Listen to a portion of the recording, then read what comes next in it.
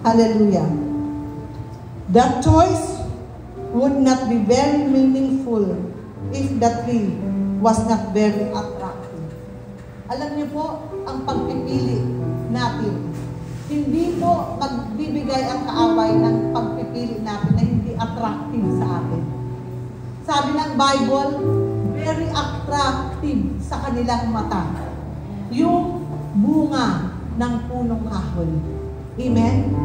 Kaya ang ginagamit ng kaaway madalas sa atin kapag tayo ay namimili, amen po ba, sa pagpipili natin, yung pwedeng ialok ng karangyaan, yung pakikita natin ng mga mata na siya ay napakaganda niya, napakagwapo niya, mukhang mataba ang bulsa nito.